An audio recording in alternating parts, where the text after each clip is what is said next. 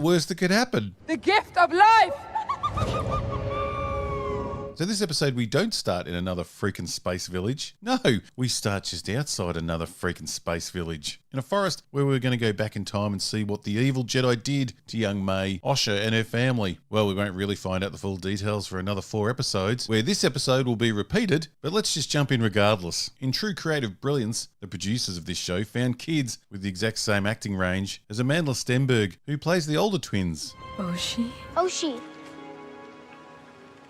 And that's 0 acting range. May and Osha are preparing to do the Ascension.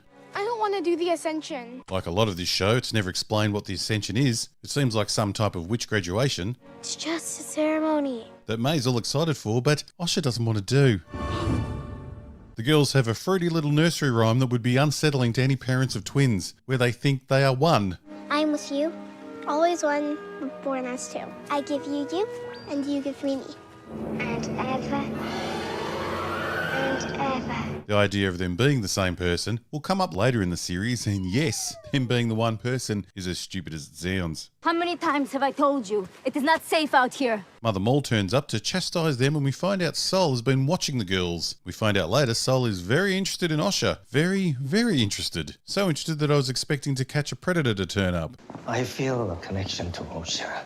Daddy needs to get his rocks off. We get to the Fortress Space Village, another dreary shithole that no kid watching this show would ever want to visit, and we find out there are no men in this village. So, a Leslie Headland oasis. It's a wild world we're living in, when creators' egos are so out of control that they set their hero's backstory in a society that doesn't include half the population, because those creators aren't into half the population. It's sort of the opposite of Star Trek, where Gene Roddenberry wanted to show a world where everyone was included and respected. But that's not the Leslie Headland way. In her story, men aren't even necessary, and heavy scissoring can produce children. It's a Leslie Headland dreamland. The girl's other mother turns up to show she's the weaker of the two parents and lets the little brats get away with whatever they want. She decides to reward their bratty behaviour by letting them have some spice creams. Let them have some spice creams. Mama! Let's add spice to the list of words that the idiots making this show don't understand. Spice in the Star Wars universe has always been the name for drugs. Anyone gets lost running spice through Mos Pelgo again will be lost forever. It's been referred to many times, and people who run spice are looked down upon because they are seen as drug dealers. Your friend's old job was running spice.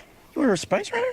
You were a stormtrooper? Were you a spice runner? Spice is the Star Wars version of heroin. So why in God's green land would the creators of this show, why if they have the slightest interest in Star Wars, would they call the kids' treats heroin creams? Because that's what the writing morons just did. How many spice creams are you gonna eat tonight? Just a perfect day. Now I know the Disney simps would use this as an example of their favourite go-to and call it a nitpick, but at the very least, writers working with such huge budgets on loved IPs should be able to at least get the language correct. Wanna buy some death sticks? You don't want to sell me death sticks. I don't want to sell you death sticks. We then get a retelling of the Force, and apparently it is an energy that binds us together. Its energy surrounds us and binds us. It's a thread that can be pulled. Thread woven through all of existence. We're also told that some losers call it the Force, idiots, and they claim to use it. Some call it a force and claim to use it. We are then told that the thread is not a power you wield. But we know the thread is not a power you wield. The thread also ties you to your destiny, but if you pull the thread, it changes everything, and so the destiny you were tied to is now a different destiny. So you weren't actually tied to anything. It ties you to your destiny. Pull the thread. Change everything. Mother Dreadlocks then goes on to teach the girls how to wield the thread as a weapon, even though she just said that the thread is not a power you wield. The thread is not a power you wield. The power of one. The script has so many contradictions and a lack of basic logic that I'm seriously starting to think that Lucasfilm is using AI to assist the low talented writers. Every bloody line is contradicted by either the very next line or by the character's very next action. It's unbelievably bad, and the fact that it gets past everyone at Lucasfilm and onto the screen is disgraceful. It's also weird that the girls are about to graduate that night into full-blown witches, but they're getting the Witches for Beginners course. All living things are connected by the same thread. Some call it a force. Not a lesson for kids who have grown up with witchcraft and are about to graduate that night. Go. Let go of me! The twin girls are unbelievably annoying through this whole lesson, and Mother Dreadlocks says Absolutely nothing. A good father could have really helped in this situation. Dads are good at preventing fatherless behaviour. Noah! Larry, what the hell are you doing? Larry, you can't just... Oh. More wielding of the power that's a power that can't be wielded. We learn that the witches believe in the power of one, the power of two, and the power of many, which, like everything else in this scene, is shown to mean absolutely nothing. The power of one instantly beats the power of two. Power of two. And later in the series, we see the power of many fail miserably against the power of one. So good luck understanding what their little chant means. The power of many. Because obviously the writers don't even understand it. But on a happy note, the little power of one, power of two, power of many leads to the death of every single one of these stupid witches. Block me. With the subtlety of a hammer to the head, we're shown that Osha is weaker than May by having her cower behind May, like something straight out of a British Christmas pantomime. Excellent, May. Osha, I expect more from you. They could have shown that Osha was at least trying to use the thread in this scene. I mean, she's graduating from Witch College in a few hours, but the writers know how simple their fans are, so the pantomime acting it is. Oh, you're right! And for the Australian fans, it was nice to see that Mother Dreadlocks is doing the industry super funds ad gesture. We must have a shitload of witches in Australia because we have had those annoying ads on our TVs for years. I compared my retirement. And yes, you might be surprised, but we do have TV in Australia. Osha starts going on about not wanting to be a witch, which is odd, but I'll come back to that later. I don't know if I want to be a witch. First, we have to allow ourselves the joy of experiencing the most bizarre High School Musical scene you will ever dream of witnessing in a Star Wars show. When George Lucas came up with his little hero's journey story set in the stars all those years ago, howling lesbian witches doing interpretive dance to a moon god probably wasn't part of the plan. That ain't no woman. It's a man. I don't know why I used that clip. Tonight we enact a ceremony we have not performed since our exile. Oh my god, this speech seems to be really edging those witches. Oh, girls. What the hell? One of the witches is going off her nut.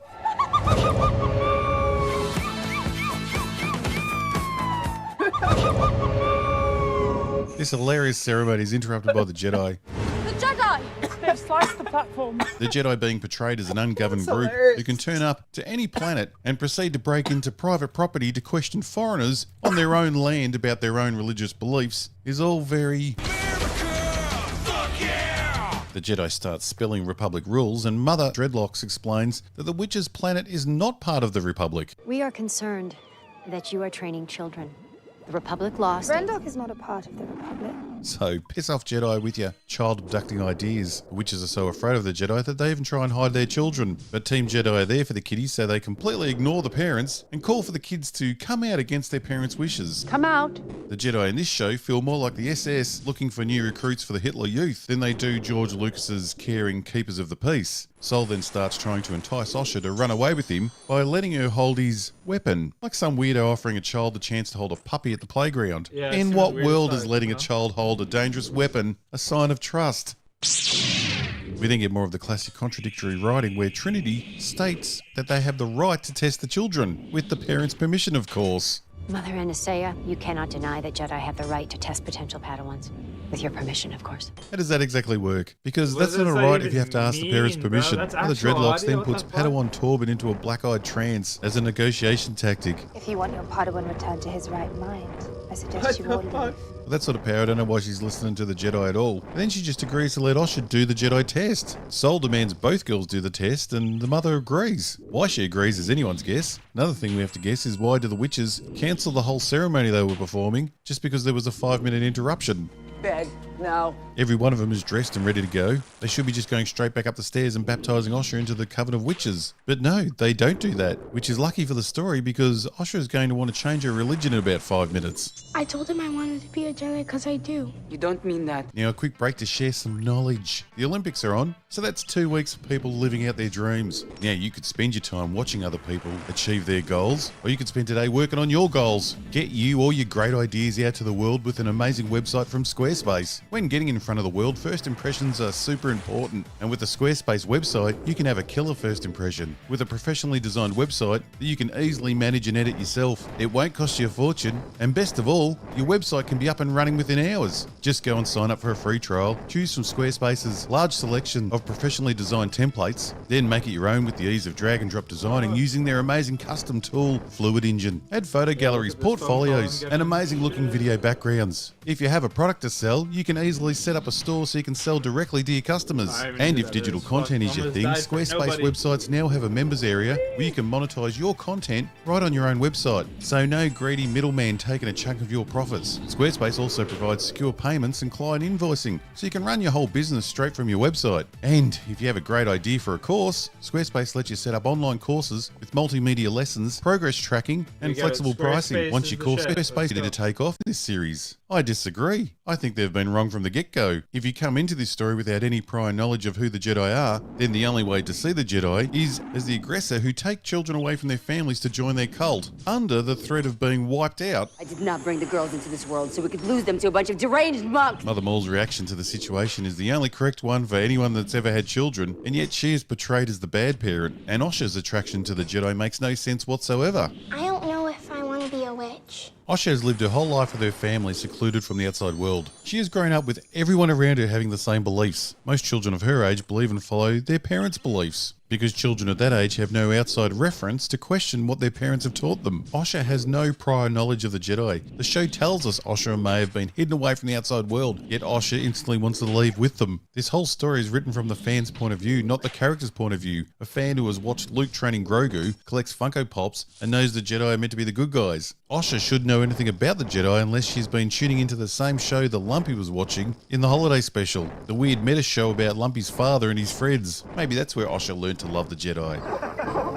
A child Osha's age should be horrified at the idea of being taken away from their family by complete strangers, especially when one of the strangers looks like they could eat her. But modern Hollywood loves pushing the idea of children turning their backs on their parents to trust complete strangers. They want children to listen to the people that tell them that every stupid idea they've ever had is correct. Osha is a child. She is old enough to know what she wants. More inane conversations that contradict what we already know. We must let them test the girls. No. We don't have a choice. They have no choice. Trinity said they need the parents' permission. Which is it? But now the kids do have to take the Jedi test, so the genius plan is that the kids fail. This test has two outcomes. A pass or a fail. Yes, you could do that, or the witches could just refuse, because what the hell are the Jedi going to do? Mother Maul indicates that killing all the Jedi would be easy. We make our move tonight, while the moons are high. Mother Coral. There are only 4 Jedi. Who would miss them? Which is when we're then told that if that happens, the other Jedi would come back and wipe them all out. One drop of Jedi blood, and the Republic would destroy us. So yes, their Jedi are the bad guys. The Jedi are bad. The Jedi are good. May has been the voice of reason this whole episode. Why does Osha think the Jedi are good? This is the sort of kid that would hop into a van in the hope of getting some free candy. The type of kid a parent should worry about and look out for. But not here. Come, my loves. This mum's going to drive the kids to the playground and put them in the van that has the free candy sign. Oh, look how excited she is. Like a Polish kid seeing the Hindenburg. Man, our Wookiee friend here is doing his best to start a fire in that dry grass. Do all Jedis get one of those? After much training. Did someone tell you to fail this test? Yeah, my mother, who doesn't want you weirdos taking me away. Your family doesn't want to be separated from you. God, is there one writer on this show that has children? Because the grooming ways of this show make me sick. The constant message of trust the strange adult ahead of your own parents. I told him I wanted to be a Jedi because I do. So the writers understand that their own characters shouldn't even know what it means to be a Jedi. This writing is solely for the soft-brained fans who collect Funko Pops and dream of Soul coming to take them away from their parents. The parents who don't understand why their 23-year-old son is collecting girls' toys. If my boys wanted to play in anybody's dollhouse, I'd take him to a psychiatrist. Don't want to be a witch. What's wrong with you? More fatherless behaviour. You get to make a choice, Osha. In our world, we don't let children pick their own school, but Lucasfilm, they want to teach children that they should make life choices at a very young age. I'll never see you again. Bro, all this. Now wait, I know exactly what the Disney simps are going to say, because I've seen it said multiple times on Twitter. What about Anakin? He was a child when Qui-Gon took him away from his mother. But listen, Anakin was a slave. His mother wanted him to have freedom from slavery. She knew that the Jedi were good. Anakin himself already knew about the Jedi because he wasn't hidden away from the world. You're a Jedi Knight, aren't you? The Jedi didn't force their beliefs onto Anakin. Anakin's mother saw it as a way out for him. In other words, Anakin's circumstances were completely different, you idiots. We then get a completely out-of-place personality flip where May, who has been quite caring up to this point, says that she will stop her sister from leaving by killing her. I'll kill you. Yes, that's right, killing her. Who wrote this bizarre script? I agree, killing Osha would stop her from leaving, but the outcome would not be better than her leaving because she'd be dead. I'll kill you. What do the writers have May trying to achieve? But don't worry, the personality flips have only just begun. They happen several times throughout the series, and every time to a higher degree. May starts her plan of trying to kill her sister by setting her book on fire. Strangely, more like a prison than a home, the doors to the bedrooms in the witch's castle lock from the outside. In what scenario, other than a prison, do you want your doors lockable from the outside? You can only be locked in. You can't lock people out. How does privacy work in this place? May's fire in a place made of concrete and stone goes up like a house made of straw. We knew the creators of this show didn't understand fire when they put a campfire out in space, but this time they have stone and concrete burned like timber. Luckily, the locked room has a human-sized access tunnel that again seems to be locked from the outside. This place really is like a prison. Osha makes her way into the tunnel, which is lucky because the fire's really taken off. Within minutes, not only is the whole place on fire, but it's also started exploding for reasons that are never explained. This fortress is the most fragile construction I've ever seen. The lesbian witch cult should have got some contractors in to make sure the building was up to code. The builders could have helped them with little mistakes they made, like putting locks on the outside of doors and building with highly flammable rocks. The girls meet up again in an on-the-nose split walkway scene, where we find out Mother's dead. Mama's dead. Which one isn't stated, but we know the girls have a favourite. It's not the one that carried them, it's the one that looks just like them. Soul saves only one of the children, Osha, by running and physically grabbing her instead of using the Force.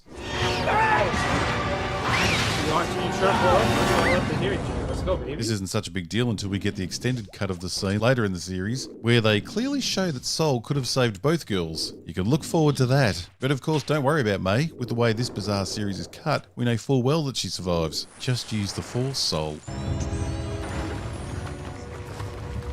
Let's keep going. We see all the witches are dead. That power of the one, the two, and the many bullshit didn't seem to work. And the whole place is burning down. Worst construction ever.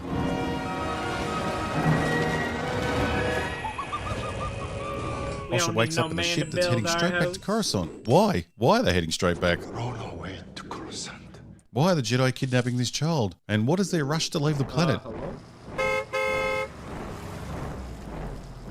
We saw at their camp that they had crap all over the place. When did they pack all that up? Maybe they could have waited till morning to check if there were any other survivors before leaving. You know, like Osha's sister. But no, script says no. Computer says no. They have to get away from this planet as quickly as possible, so this weak as piss separate the twin story can work. Even Osha pleads to go back, but weirdo child stealing Soul says no. You have to go back. We have to go back. Oh my God. We must. There is nothing back there. Ah, yes, Osha's going to feel so much safer on Coruscant with the people that turned up and destroyed her home and everyone she knew. That makes total sense for her character. And what do you know? There was a survivor, May. The Jedi left a small child alone on a planet to fend for herself because the script needed him to leave as soon as possible for the script to work. May even went to the girl's favourite meeting spot, so she would have been really easy to find, if only the Jedi had bothered looking. Man, I knew Lucasfilm Disney always hated the Jedi, but after this show, I hate the Jedi. What happened? Up to you, man. You can name whatever. They started a fire. Join me next episode where we meet Basil, some big bugs, and we find out this guy's alive a century before he should be. And he's a complete moron. But don't worry, they brought him back for a very special reason. Not. And of course, we get more. Don't tell me you'll miss me.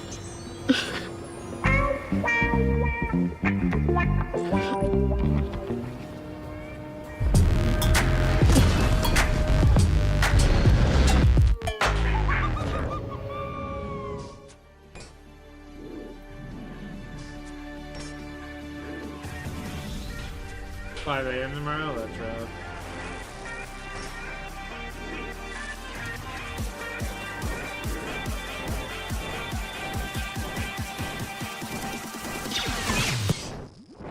Yet there is skill there. Trained in the Jedi arts. You think a Jedi taught her? She killed 2 Jedi Masters. My only conclusion can be that it was a Sith Lord. This girl could become a major threat. We must alert the High Council. Impossible. The Sith have been extinct for a millennium. This girl could become a major threat. Impossible. Impossible. Impossible. Impossible. Impossible. Impossible. Impossible. Impossible. Dumb bitch. This video is brought to you by the #1 website builder, Squarespace. Yes, it's time to continue on the incredible journey of reviewing The Acolyte. Bet you're all excited about that. And now that the series is long finished, we can look at it retrospectively, knowing what the final outcome was. Which is fantastic because at the time of The Acolyte being screened, the fans were blasting Twitter with the usual defense of there will be a good reason why all this madness is happening. And a quick spoiler, they were all wrong. Half the things we were making fun of never got explained. And the other half never made sense. So let's jump straight in. Episode 4 starts with Kill Knackers hiding out where he is apparently stationed, living like a madman, scrolling strange drawings all over the walls. Strange drawings that look just like the markings on the witches. Markings that, as we find out later, Kill Knacker would have hardly seen because he only spent a few seconds with the witches before turning into a murderous zombie. I'm guessing when they were in his mind, they put those little pictures in there. The symbolism in this show all represents supposed ideas the creators had that are never fleshed out in the actual story. It's completely hollow storytelling. We then jump back to Coruscant again, where we see Jackie in what looks like a younglings class, where they are learning the basics of baton twirling, which turns out to be quite odd, as in the next episode we see that Jackie should be bloody teaching this class, because she can fight better than most of the people we've ever seen in Star Wars. She could literally take on Maul and I wouldn't be surprised if she won. The consistency of every character in this show is truly bizarre. Plus, for some reason in this scene, she looks about 12. We find out that Osha isn't going to stick around to reconnect with her sister, who is just the last member of her family alive and who she thought was dead for like 16 years.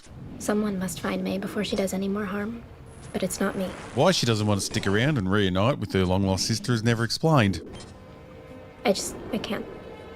Like a lot of things in this show. Though it would be good to know, so if the stupid script could give us a reason, that'd be appreciated. But we really shouldn't be surprised, as none of the bizarre decisions made throughout this whole series are ever explained. We get a bit more flirting between these two, and I really hope that Jackie isn't taking it to heart, because Osha, the psychopath, is only going to get really turned on by watching Jackie get murdered. Gay creators aren't really doing themselves any favours by always giving their gay characters such questionable morals. It makes you question the creators' morals, which we already know are questionable. A movie where people survive by acting like they don't see a thing. Sort of like working for Harvey Weinstein. We're off to Kill Knacker's planet, where we see May is arriving with her sidekick. $180 million. Sorry, what was that? 220? Yes, apparently now it's $220 million this bloody show cost. Shit. $220 million. And check out how bad this ship landing looks. Can someone please make a documentary on where all the money went? Because none of it adds up. May and her sidekick are there to hunt Wookiee. And spoiler, seeing as this show is long finished, unless you're watching this in the future, and I was getting these out right on time. Spoiler, her sidekick here turns out to be our mystery Sith character. I know bounty hunters won't set foot in these forests. Oh, but you have.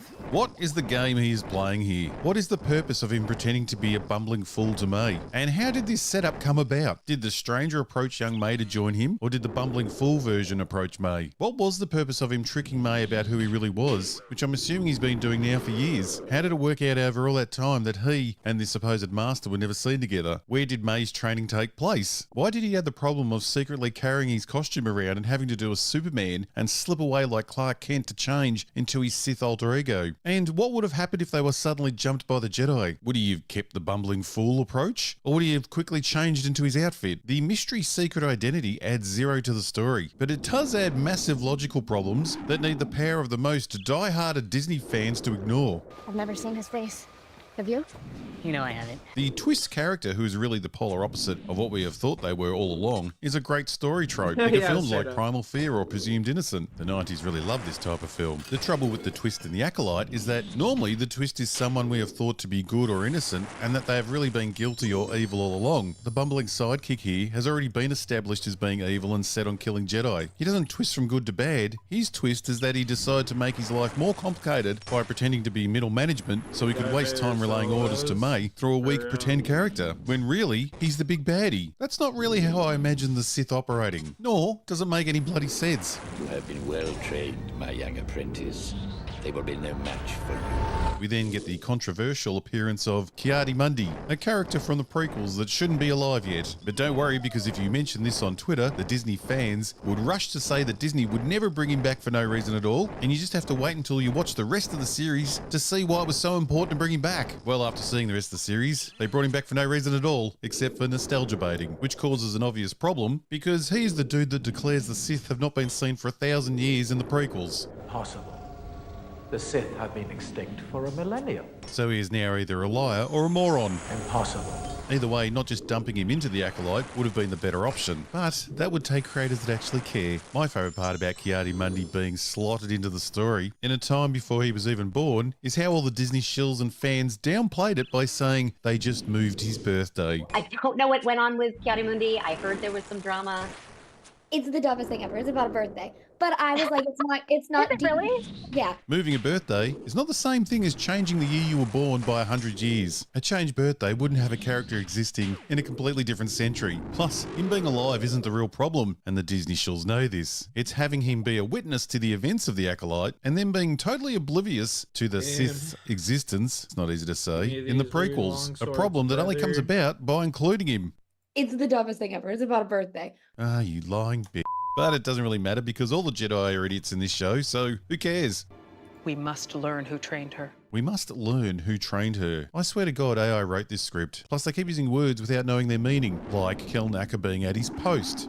Master Holden, extract Kelnaka from his post on Kofar and intercept May. Do the writers know what post means? Because to be posted somewhere means to be sent there as part of your job, which means they should know exactly where he is. They also should have investigated as soon as they lost communication with him at his post, because they sent him there. I fear May is only a small part of her master's larger plan, a plan that is difficult to see. It sure is difficult to see. I've seen the whole series and it's still not clear. The Jedi are sure that Discount Chewie is the next to be killed, so they head to his post to rescue him. Something that Sol wanted to do in the last episode, but for bad plot reasons, he was told no. But we know where she's going next. We must move. We don't make decisions like this without meaningful discussion, Sol. We will see you soon. Dumb bitch. A small detour to thank our favourite sponsor, Squarespace. Everyone dreams of having their perfect lifestyle and turning their ideas and talents into their moneymaker. Well, Squarespace, you can make those dreams a reality. You may have an awesome product you want to sell. Maybe it's your art, band, or podcast you want to get out to the world. Well, that's all possible with Squarespace. With Squarespace, you can have a killer professionally designed website that you can easily manage and edit yourself. It won't cost you a fortune, and best of all, it can be up and running within hours. Just sign up for a free trial, choose one of their awesome looking templates, and make it your own with the ease of drag and drop designing using their incredible tool Fluid Engine. Add photo galleries, portfolios, and eye-catching video backgrounds, and you are ready. What the fuck did I just watch? And eye-catching video backgrounds, and you are Squarespace. You can have a killer professionally designed. You want to get out to the world. You may have an awesome product you want to sell. Maybe it's your art, band, or podcast you want to get out to the world. Well, that's all possible with Squarespace. With Squarespace, you can have a killer professionally designed website that you can easily. Yeah, I fucked up. I'll accept it. I clicked on the wrong spot. I'll accept that though. Had me tripping for a second. I ain't gonna lie. I ain't gonna lie.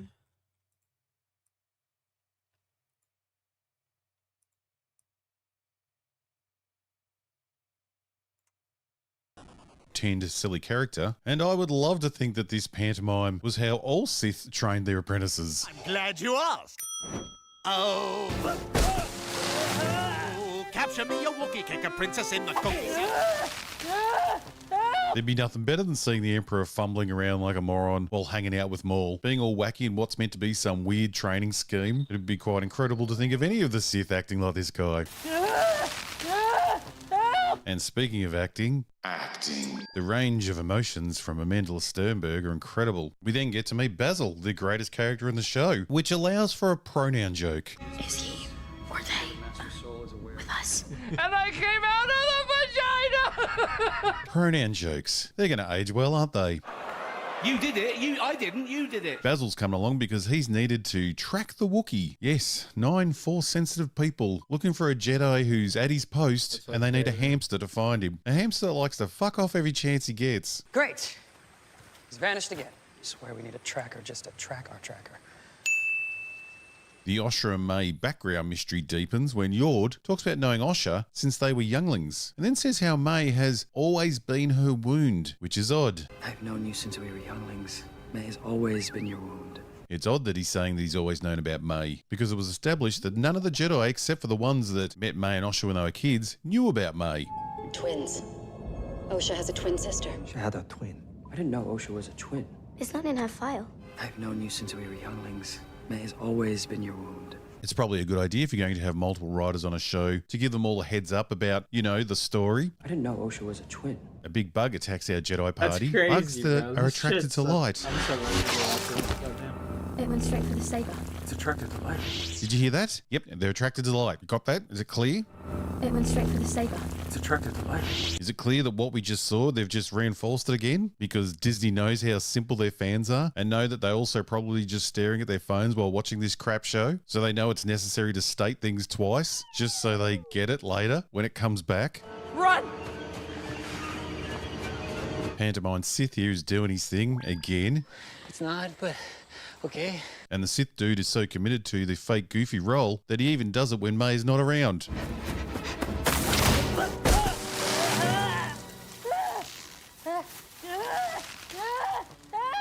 And even when he's caught in a trap that could have been set by anyone, he keeps up the wacky mode. May also says something very important here. What are you doing?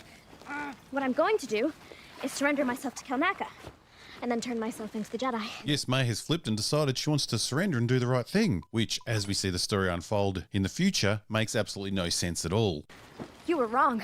Osha being alive changes everything. She is not wanting to kill the Jedi because she thinks her sister's dead. She is wanting to kill the Jedi because she witnessed them kill her mother. So the fact that her sister's still alive wouldn't change her plan whatsoever. But it doesn't matter because she forgets about the plan in 5 minutes and just goes back to wanting to kill him anyway. So it all makes about as much sense as letting Leslie Headland make a Star Wars show. May races to the Wookiee's hut to find him dead, killed off screen. Who the hell puts a Wookiee in their show and then kills them off screen? With what looks like a flesh wound. I'm guessing lightsabers are killing people again. And May declares he's here. He's here. Him being the guy she tied up in a tree 5 minutes ago. Somehow, May left our Sith friend here swinging in the breeze so she could quickly run to the Wookiee's hut. And within that short amount of time, our Sith buddy here got down, changed clothes, got to the hut ahead of her, had a fight with the Wookiee, killed the Wookiee, and left the hut again without May seeing or hearing anything, as our Sith friend here got the remote from that terrible Click movie. And this isn't the first time we've seen that the writers have no idea about the basic concept of time and distance, because the Jedi turn up. In the name of the Galactic Republic and the Order of the Jedi, anyone inside that domicile should come out with your hands where we can see them. May and the Sith dude set off from their ship to go straight to the Wookiee's hut. I say straight there because the Sith dude already knew where it was. They left to head there while the Jedi was still on Coruscant. Somehow the Jedi organised their rescue party, convinced Osha to come on the journey, flew across the galaxy, landed further away than May did. I say further away because, as I said, the Sith dude knows where the hut is. We're looking for a Wookiee. He's big and hairy. The Jedi had to use a tracker to find the hut, and somehow they still got there at the same time as May and the Sith dude. That means you, May Anasea. How did the writers not pick up on this little problem of timing? How did the director not pick up on it? How did the editor not pick up on it? How did Kathleen Kennedy not pick up on it? How did anyone not pick up on it? What am I thinking? I don't give a shit.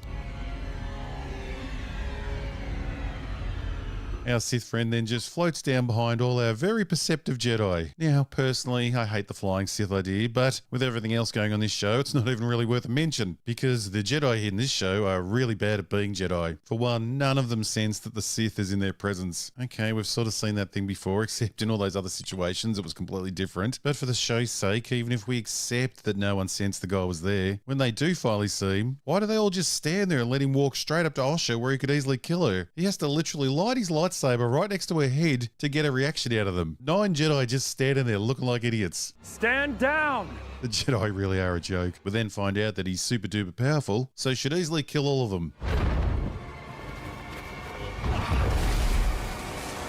And who knows, sometimes dreams do come true. And that's it for this episode. Not much happened. An episode filled with mostly talking and walking. So join me next time when we'll finally find out this stranger's identity, see that May has forgotten she wanted to surrender, and also find out who survives the big fight. Ah, it's glorious.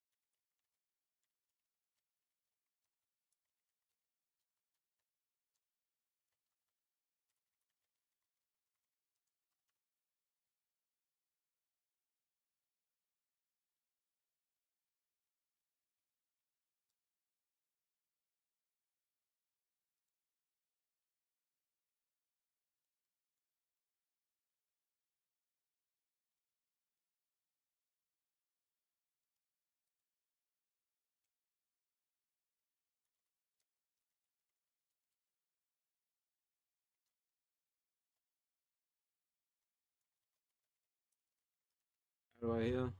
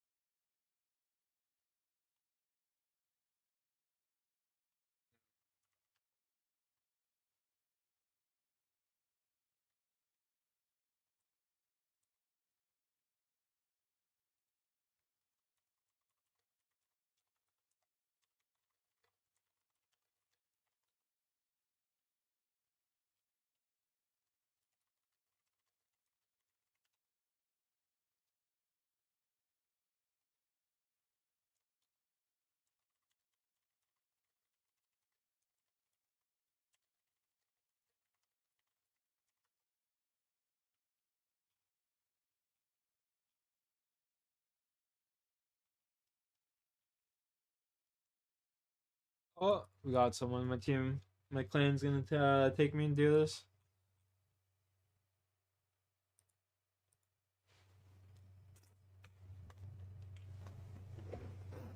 I'll be right back, and then we'll do this. I'm my clan member.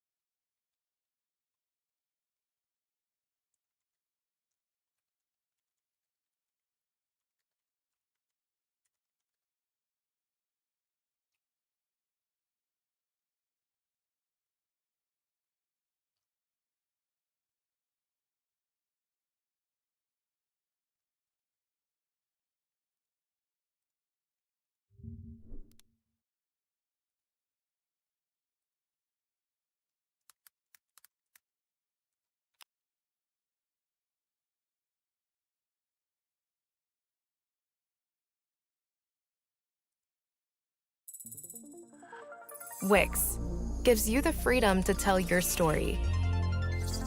With a professional website, one of the attackers can switch to healer, the majority of this guide. Also, a huge thanks to the Penance Queen. It's a safe minigame, meaning dying in there will not result in a real death. all that happens is the wave will end. There's 4 roles that players can fill: attacker, who fends off the fighters and rangers; collector, who is responsible for picking up eggs from the dead penance creatures and then loading them into the cannon; there's healer, who poisons the penance healers, and you can heal your teammates as well. Lastly, defender must kill the penance runners on the traps on either side of the arena.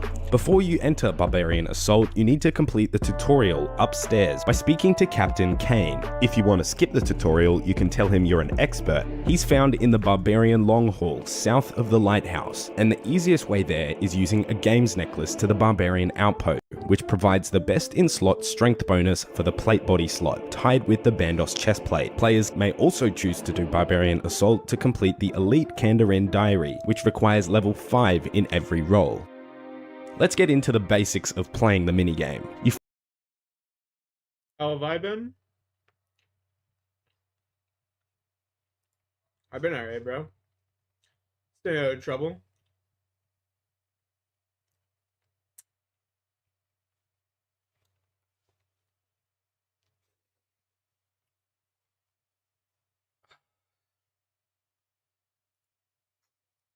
Bro, this minigame is something that I'm just never gonna fucking do.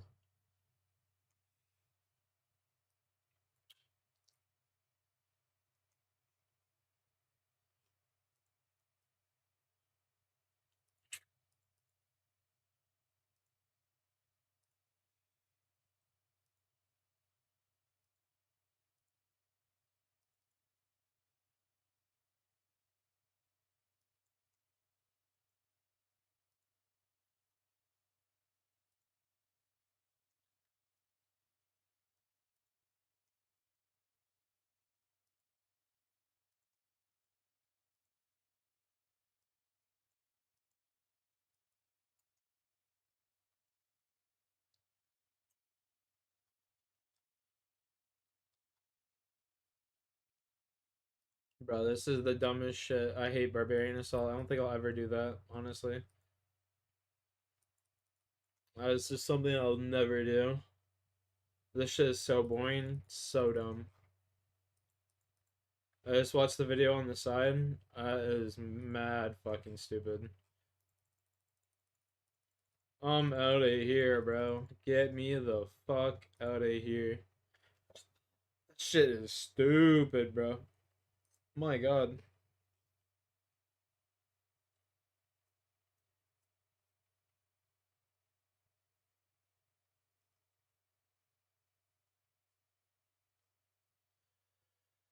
Okay, let's see.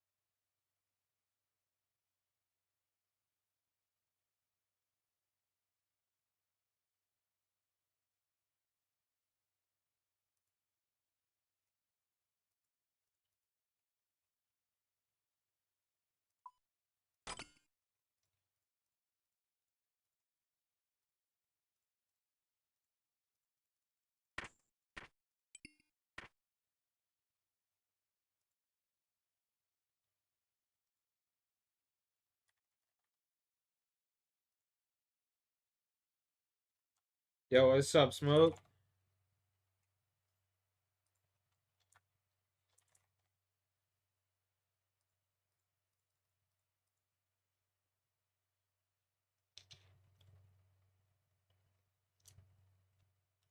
Let's see here.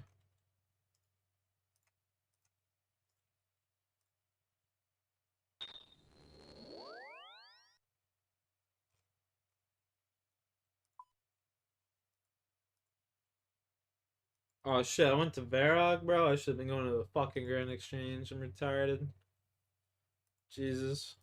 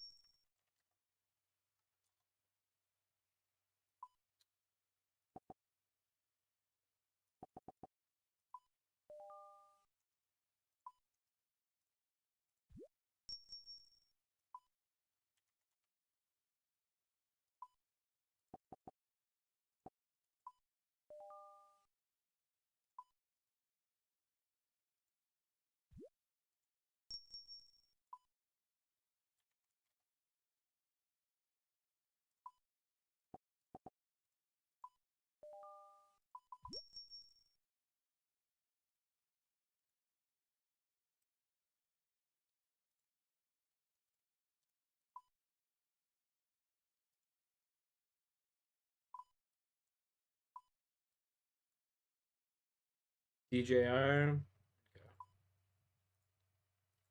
One thing we'll take, I guess, is we'll take one of these. We'll take like, I don't know, 5 of those just in case.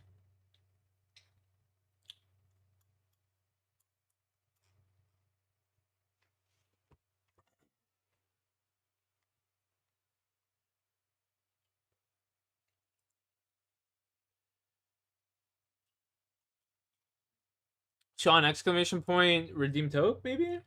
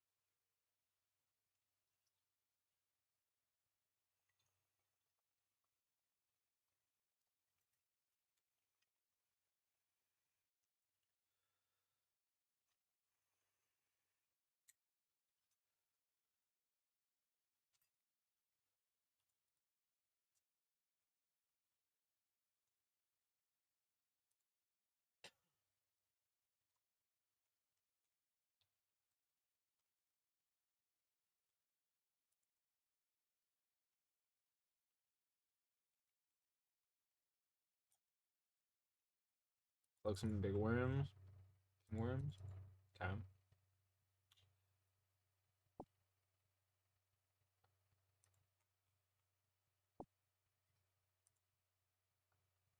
Catch a blue gull. How do I catch it?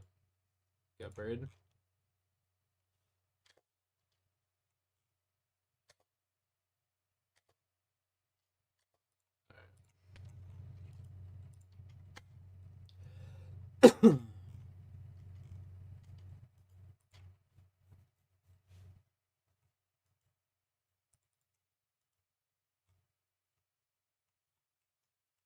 Oh, get buried.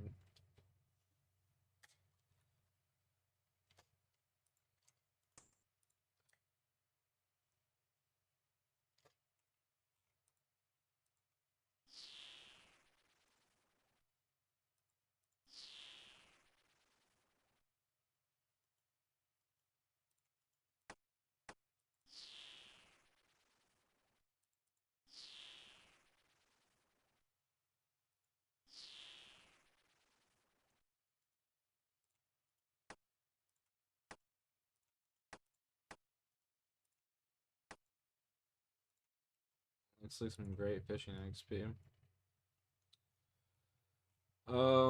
Board. Where are we heading here?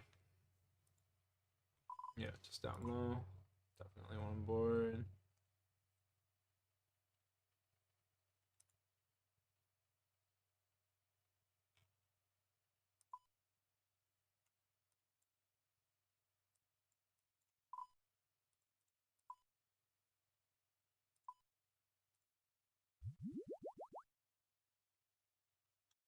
Cheers, my man. Cheers.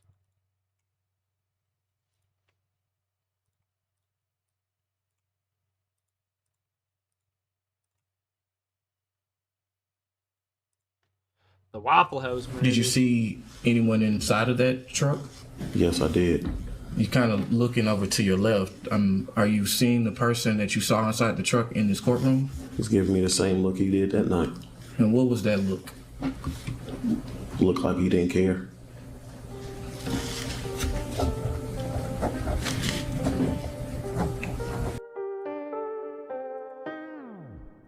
Hi everyone, I'm Kevin, and this is Just Thought Lounge. JTL is the true crime channel that delivers serious, well-balanced coverage of the cases that really make you think. The case we're looking at today centers around the events that took place over the course of only a few short minutes at a Waffle House restaurant in a neighborhood of Nashville, Tennessee in 2018. In those few minutes, the lives of 4 people were lost, and for many more, their lives were forever changed. This is not a case that questions what took place, but rather why it did. Almost the entire incident seemed to be captured on camera, from the arrival of the gunman at the scene to the 34-hour manhunt that followed. That the man responsible for this attack was deeply disturbed was obvious, But could someone so confused, irrational, and mentally unstable be held accountable? This is the story of Travis Jeffrey Reinking and the Waffle House murders. Let's take a look.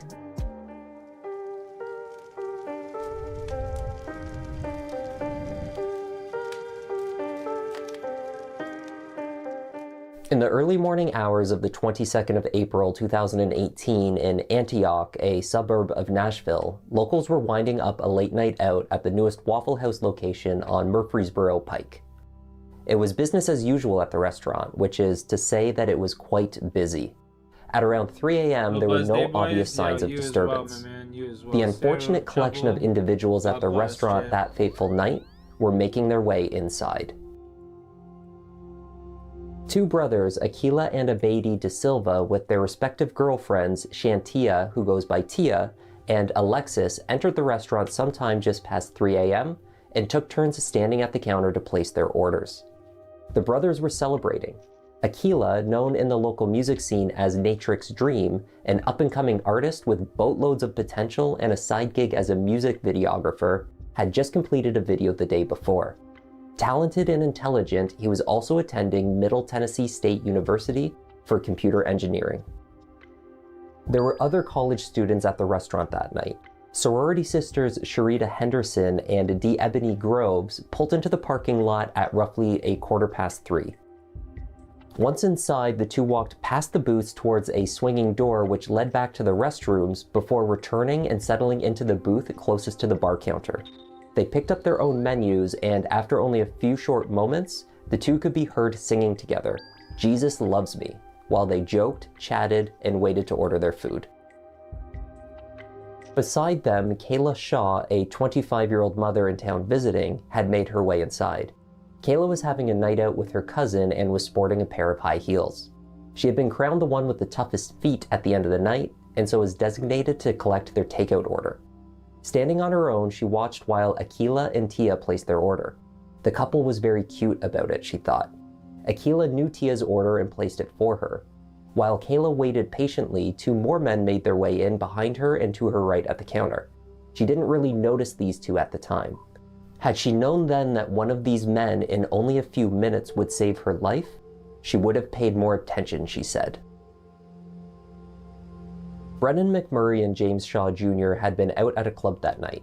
Neither one of them had been drinking, but it was late, they were hungry, and their first choice for a quick bite, Taco Bell, was closed. 20-year-old James had worked as an electrical technician for about 2 years. He attended Tennessee State University. For his part, Brennan was not keen to wake up his wife so late at home if he attempted to make food, so the two found themselves at roughly 3:20 a.m. in the morning, wandering into the Waffle House. Brennan's white Jeep and James's red Ford pickup truck were captured entering the parking lot just behind a gold-colored Chevy truck, which parked just to the side of the front entrance. As the two approached the door, they caught a glimpse of the driver of the Chevy sitting inside. James could make out only a silhouette inside the cab of the truck, but he stared back at the man as he entered the restaurant. Later, he said he was not able to pinpoint any one thing specifically about the man that stood out. He said only that the man's energy wasn't right. He felt it, and it was uncomfortable. In the furthest booth, next to the wall and the doorway that led to the restrooms, sat two more patrons, Mike and Trey. Sharita and D. Ebony were singing in the booth in front. The scene inside was settled for the better part of the next minute. Alexis sat down, James and Brennan looked at the menus, staff were busy prepping orders behind the counter, one cook declared that he was popping outside for his 15-minute break. Then, as Kayla stood from the bar stool, glass from the front windows came flying in at them. The sound of gunshots rang out. Everyone scattered. When the blast of the windows was heard, the De Silva brothers separated. While Abedi and Alexis ran for the doors towards the restrooms, Aquila and Tia split off to the left under the booths along the side wall on that end of the restaurant. James and Brennan likewise made a run for the restroom doors. Brennan, having pulled James up and forward while they stumbled, made it through to a bathroom where he was locked inside with Abedi and Alexis. James found himself in the outer hallway with Mike and Trey, who had pushed through the door from their nearby booth. These three stood behind only the swinging back door. Sharita and Dee Ebony slid under their table where Sharita, playing a protective big sister, tried to cover her friend as much as she could. Kayla had been completely exposed in her position in front of the counter, but she had miraculously dropped to the floor behind the stools at the moment that the glass gave way. She faced towards the counter, eyes shut, and laid perfectly still. She had not been struck when the glass shattered. Only a few small shards of glass had flown into her face, which at the time went unnoticed. Fighting the initial instinct that she had to turn around and confront whomever had caused the disturbance, and still completely unaware of what was happening, she opted instead to lay very still, silent, and play dead. This instinctual thinking and the later actions of James Shaw would save her life. The man in the gold Chevy extended cab pickup truck, wearing only a waist-length green jacket and armed with an AR-15 rifle, had gotten out of his vehicle. He shot first at Joey Perez, 20 years old, a patron on his way into the restaurant only feet from the door. A longtime Waffle House employee, Torian Sanderlin, witnessed this, began to run, and was also shot just outside the door. Both of these shootings were fatal. After firing into the front windows, shattering the glass, the man went inside. Chuck Cordero was in the parking lot when the incident occurred. I work nights, so I kill time in there. I have coffee or have something to eat. I showed up tonight and they were a little busy, so I stayed in my car for a few minutes, which is probably a blessing. T, my friend who was the cook, was outside smoking a cigarette. I got out of my car to go inside, and as I got out, this lunatic in a pickup pulled up. He got out with an assault rifle, wearing only a jacket, nothing from the waist down. Really just craziness. And he shot a customer who was about to go in the door, and then he shot my friend who was trying to get away on the sidewalk. And then he fired a few shots through the window, and then he went inside. Watching from the small window of the swinging door, James Shaw deduced that if the gunman decided to make his way towards the back restrooms, every person there, including himself, were facing some pretty stark odds. So he waited for an opportunity. The gunman paused to reload his weapon. In that moment, James pushed through the swinging door. He was within 2 strides of the attacker. He managed to grasp the end of the rifle and push it upwards and ultimately out of the attacker's grip, throwing the weapon across the counter to the ground. My PC is not really like set up for a long run right now. PC's been fucking getting old, you know. I do some updates to that bad boy before I can probably do another long run.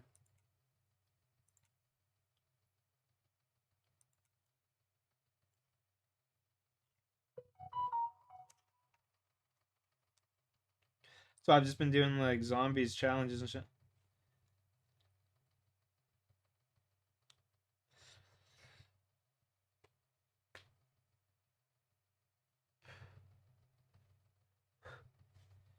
Yep.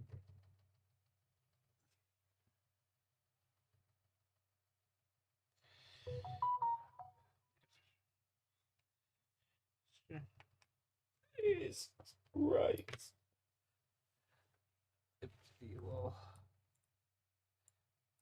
Sure.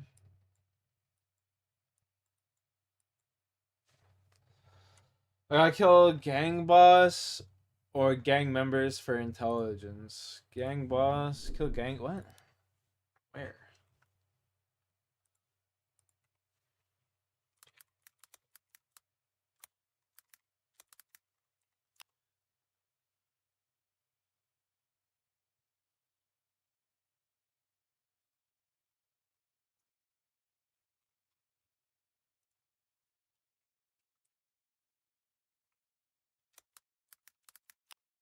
I spelled diary wrong, but whatever. This is going to show you how to do organized crime in a quick, easy, and simple way without a 10-minute video. Basically, you want to have 40% shades in favor. You can watch other videos on how to get that. And then just to the east of the war tent, there is this information board right here. Now, you want a plugin called Organized Crime. So just go on external plugins and type in Organized and then get Shazian Organized Crime plugin. This one right here. And then on the side, it'll track them. And then you basically want to find a line of worlds. So you can sort it by number, like I have. And then once you find the line that is currently active, Okay. so in 20 minutes, I can kill all of these organized crime worlds one by one. And yeah, that's basically it. I'll show you it in action in just a second. I'm just going to make sure that I have enough to get to 100% favor, and then we will go to the killing part. So you can see these are all in the same place because they're all in a line, and that's just, you know, it's how RuneScape works, isn't it? We all know that. So I think that's easily enough to get 100% favor. So now what we're going to do is we're going to take our cannon, and we have a few teleport methods around Zaya. So we have the Memoirs and the Xeric's Talisman. So this one is in Lovakenge, so we're going to reminisce, and we're going to go to Lovakenge. And we need to climb up the stairs of any of the 3 buildings southeast of the church. So we'll click the world map, we'll find the church. It's these 3 buildings right here. Bro, this shit. Why are they making this shit so complicated? Damn. Anyways, I'm gonna shut off the stream for a bit.